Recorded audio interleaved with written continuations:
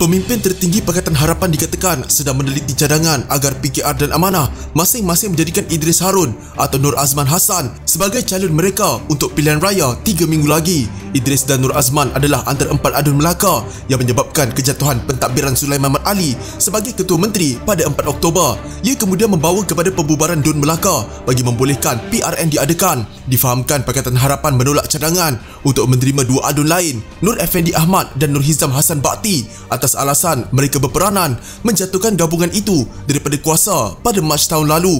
Ketika dihubungi Setiausaha Agong DAP Lim Guan Eng mengesahkan perbincangan mengenai kedudukan Idris dan Nur Azman sedang berlangsung, namun dia enggan mengulas lanjut. Setiausaha Agong PKR Saifuddin Nasution Ismail pula berkata isu tersebut memang ada diteliti, namun menegaskan belum ada sebarang keputusan dibuat. Sementara itu, pemimpin Amanah tidak menjawab pertanyaan Portal Malaysia Kini apabila isu berkenaan ditanyakan.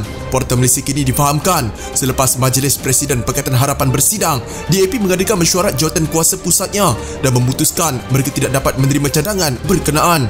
Lim memberitahu Portal Malaysia Kini, DAP tidak akan mengubah pendirian berhubung cadangan berkenaan kerana mereka perlu menetapkan agenda yang sesuai bagi menghadapi PRN pada 20 November ini. Ini soal prinsip. Kita mesti tunjukkan kepada semua bahawa kami adalah gabungan yang berprinsip. Jawatan kuasa pusat DAP memutuskan untuk menolak keempat-empat mereka. Kami tidak akan mengubah keputusan kami, kata Lim. Bagaimanapun, apa yang difikirkan oleh pimpinan DAP dilihat tidak mempengaruhi keputusan Majlis Presiden Pakatan Harapan. Dalam kenyataan akhbar, Lim berkata suara DAP diatasi dalam perbincangan Majlis Presiden Pakatan Harapan dan terpaksa mematuhi keputusan majoriti demi kepentingan perpaduan gabungan tersebut. Sumber pula memberitahu Portal Malaysia Kini, PKR dan Amanah percaya Idris yang juga bekas Ketua Menteri Melaka dan Nur Azman boleh membantu mengalihkan undi kepada Pakatan Harapan. PKR dipercayai cenderung untuk mengambil Idris sebagai calon, manakala Amanah memilih Nur Azman. Namun, sumber memberitahu Pakatan Harapan belum memutuskan di mana mereka akan diletakkan.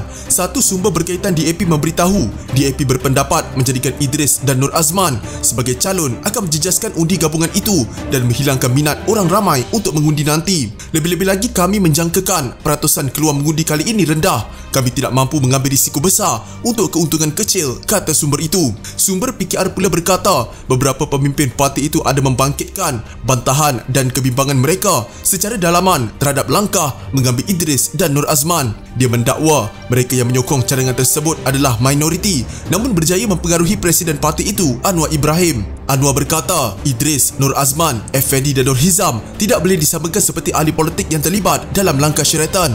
Kata pengurusi Pakatan Harapan itu, keempat-empat bekas adun terbabit. Mereka menarik balik sokongan terhadap Sulaiman hanya selepas mencapai perjanjian dengan Pakatan Harapan. Justru, kata Anwar, adalah salah untuk mengetepikan mereka sekarang. Naib Presiden PKR Rafizi Ramli menduduh Amanah sebagai penyokong utama 4 adun terbabit dan bertanggungjawab memujuk Pakatan Harapan untuk menerima mereka.